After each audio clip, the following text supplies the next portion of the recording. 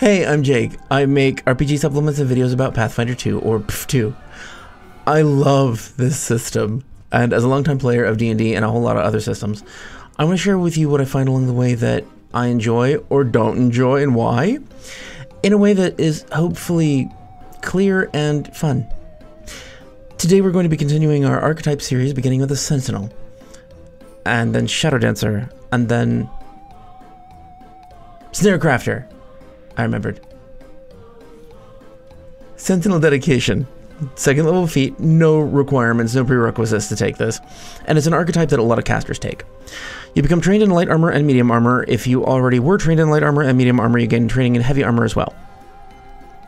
Like most archetype proficiencies, if you somehow later become more proficient with any kind of armor, then this increases as well. But not unarmored defense. It's kind of crappy. It seems like it's only for, I mean, to keep monks a little behind, but also this doesn't function as quickly for casters, because not all casters are trained in armor, and so they lag behind in proficiency like they're meant to, compared to other fighters, melee or ranged. If you're at least 13th level and you have a class feature that grants you expert proficiency in unarmored defense, you also become an expert in the armor types granted to you by this feat, so you have to wait until much later if you're a caster that doesn't start with any training in armor, or if you're a monk. Because monks, I don't like that, but an armored monk is a very weird picture in my head. I don't like it. Anyway, so as I said, a lot of casters take this, and this archetype is frankly boring as hell. The only reason to take it is extra survivability, which is perfect for casters because their survivability sucks and usually depends on other people wearing armor or being able to cast healing spells.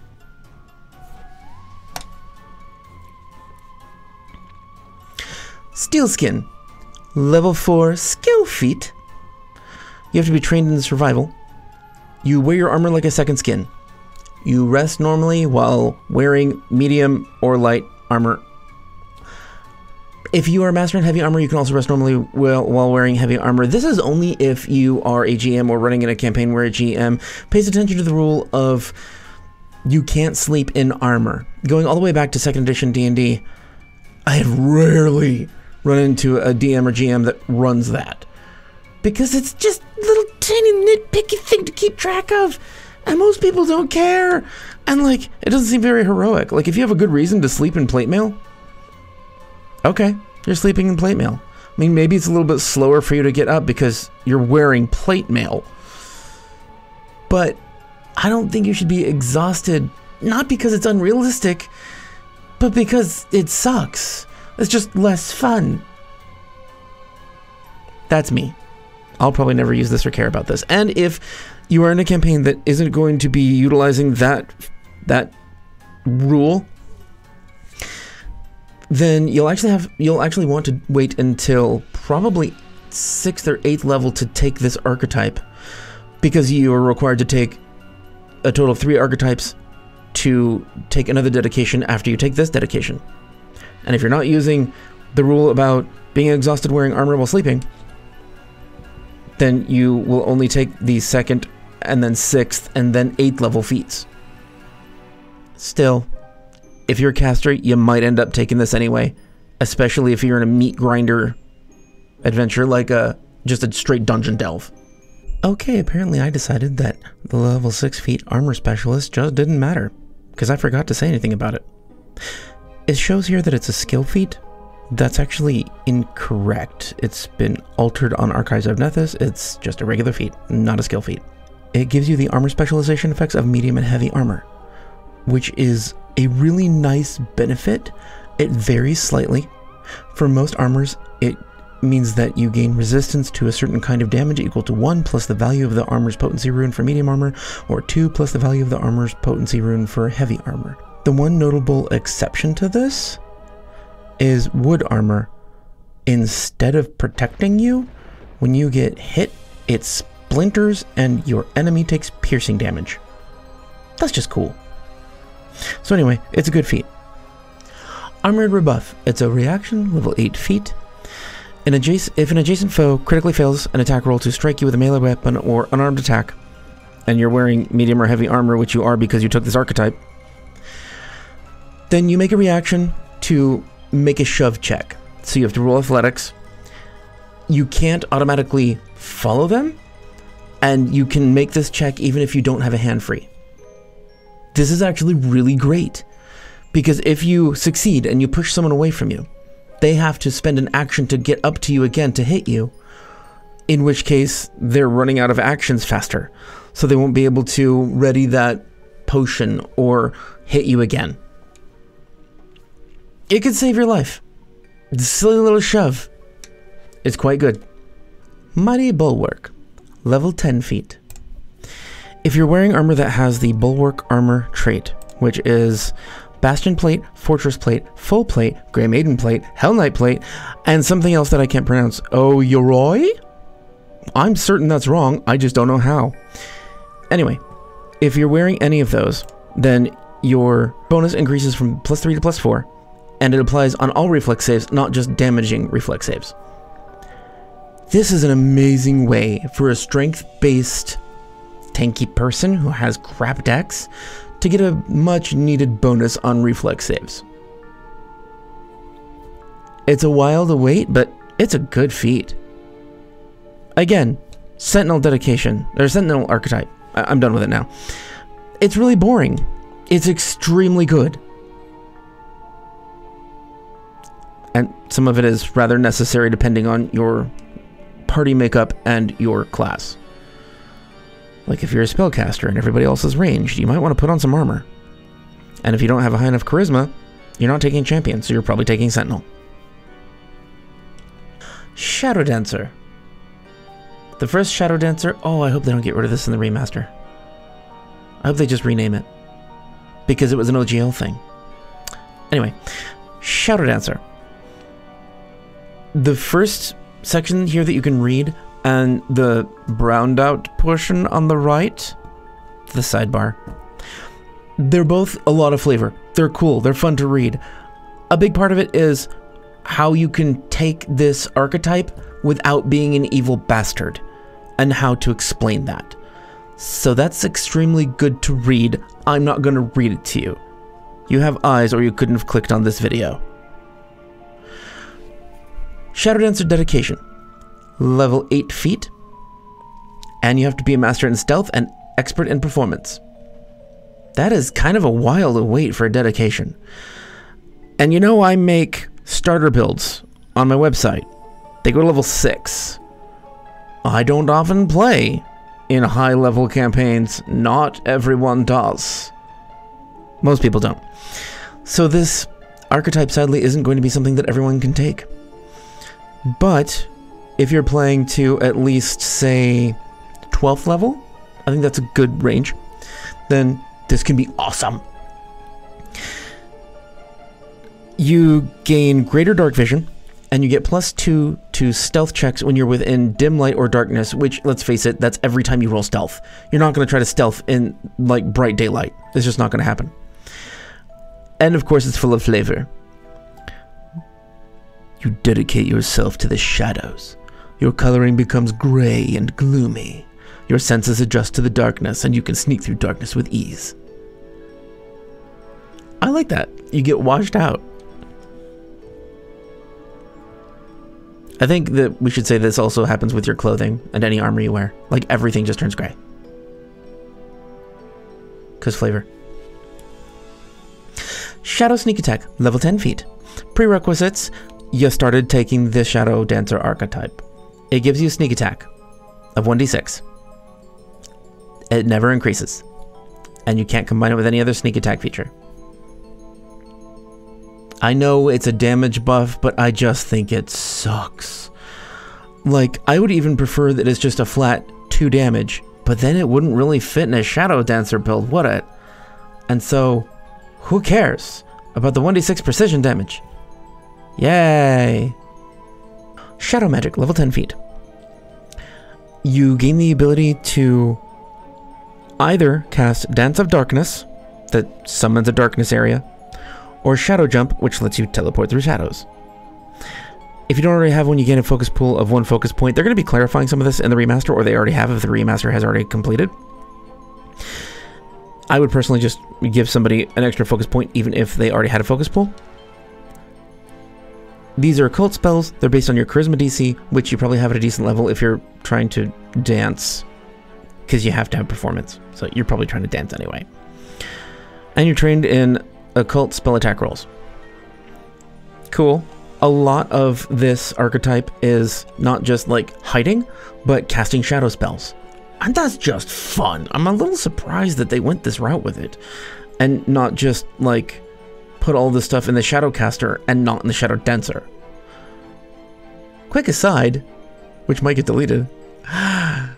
In 3.5, the Shadowdancer could summon shadows, monsters, at the highest level. And that was cool. The Shadowdancer here has a similar ability, but they're not actually the shadow monsters.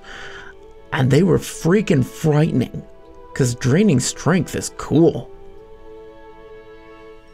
Anyway, so they don't have the undead connection with this Shadowdancer archetype. Level 12 feat, additional shadow magic.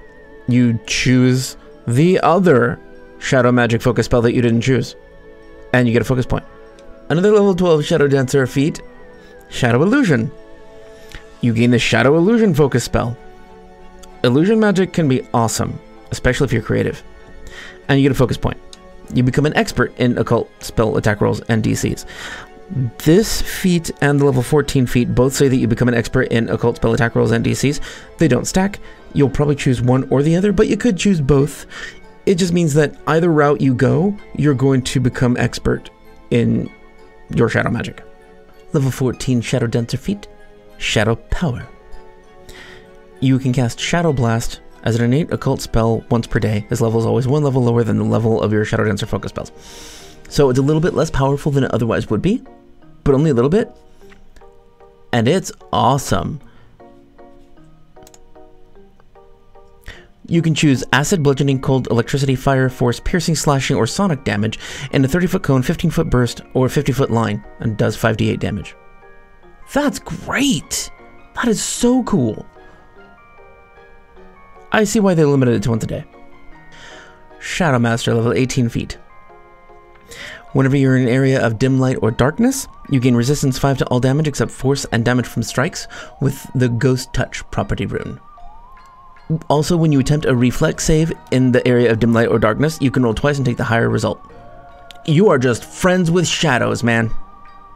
So just a quick aside, the Dance of Darkness focus spell that I mentioned earlier is basically the darkness spell, but you can also make a performance check, dance, in order to extend the duration. And that's convenient. Shadow Illusion that I mentioned a moment ago, the 6th level focus spell. The duration is sustained, so it's pretty much as long as you want. It's great. And also you can create an illusion of either a thing or a creature. And it's a 20-foot burst or 20-foot by 20-foot space. And the creature does 2d8 damage plus your spellcasting ability modifier. This is an amazingly useful, flexible spell. You might want to try to do some research ahead of time to figure out what options you can do with this. There's some great resources online. I will try to put one in the link. Fun. Shadow illusions are awesome. Overall, Shadowdancer, hell yes. Could be a little lower level. I know it wouldn't be as powerful, but I'd like the feel of the Shadowdancer a little bit earlier. So it can be, I know in 3.5 it was a 10th level prestige class, but it would be great to get that flavor in your character right away, especially if, like, you're a fetchling. You're part shadow, and you can't take Shadowdancer until the adventure's over, for most people. But it's still great. Snarecrafter Dedication, level 2 feat. This is an amazingly useful archetype. So you have to be trained in crafting, and you have to have the snare crafting skill feat. And the snare crafting skill feat gives you 4 snares to add into your formula book when you take it. What the dedication here does is that when you're making your daily preparations, you can make up to 4 snares ready for quick deployment. Meaning that normally they take like a minute to set up, which would completely suck in combat and in most exploration situations. And so you can craft them with 3 interact actions instead. So you take a whole round and you can create it in a space next to you. If you're master in crafting, you get 6 snares. If you're legendary, you get 8. Cool. This feat stacks with the ranger feat snare specialist. So rangers could be the most amazing at snare crafting, but anybody can do this. If you're going to think about being a snare crafter, whether you're wanting to include it early on or maybe later, think about being a ranger right up front, because getting snare specialist is nice. I'm getting tired of the word snare. Snare, snare, snare, snare, snare. It doesn't mean anything. And it's hard to say over and over again. So level 4 feat, surprise snare. It's a 3-action activity. And you surprise your opponents with your snare. You just toss a bear trap at their feet. Or an acid flask, or a skunk bomb. Whatever. There's a lot of options. This is cool. So, if you can only do this with a snare that normally takes 1 minute to craft, or less. But you spend the 3 actions and you put it in their square and it automatically triggers. You get -2 to anything the snare might do. Like, -2 circumstance penalty to any applicable save DC, as well as any attack rolls that the snare makes. But this is awesome because you can use it in combat very quickly. I'm going to leave a link to my favorite snares and all the snares in the description. Snare. Level 6 feat remote trigger. Okay. Not everybody will want to take this, because you're not always going to be present when you're trying to lay traps and have people run into them and trigger them. So you won't be there to be like, beep, you trigger it. But this can be extremely useful. So you can either target an opponent's snare to set it off, you have to hit it, or you can target your own snare to set it off, you automatically hit it, and you automatically set it off. The cool thing about this is that if it's a giant snare, it affects everything in the area, and you can trigger it at just the right time. Also, tiny creatures usually don't set off snares. They can just like step right over them and they don't trigger. You can trigger them yourself if a tiny creature steps in the area. It's great. Also, some snares have an area of effect, like a 10-foot blast of sonic damage or a fiery cone 15 feet long. Yes, there are great purposes for this. You can do some tricky shit. Giant snare. Snare. Level 10 feet. You can set up a snare for quick deployment that takes up a 10-foot by 10-foot square, but it takes up 2 of your quick deployment snares. See, that's hard to say over and over again. Anyway, so when that 10 by 10 foot square snare is triggered, then it'll affect everything in that area. That's about it. It's not always going to be that useful, but if you are quick deploying it whenever you want, you will be able to get the maximum value out of it.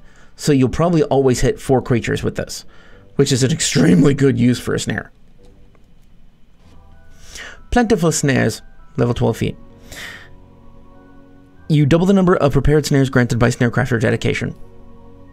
So you can prepare at max now 24 snares per day. If you're legendary. This is an over-the-top archetype. Also, if you're like the tricky kind of kobold or roguish person, this is useful anyway, even if you don't have the extra abilities to trigger them quickly. Just creating snares and being able to deploy them rather quickly can really save your ass in a dungeon. There are so many closed areas, little hallways that other people can't easily get to, or rooms that you can block off. You can leave snares behind you that can tell you if someone's following you, or it can just kill people behind you. Overall, Snarecrafter great archetype. I love it. Don't make me say snare again. And that's all the archetypes we have for today. I want to say thank you for watching, and thank you for our lovely patron people. These videos cannot happen without you.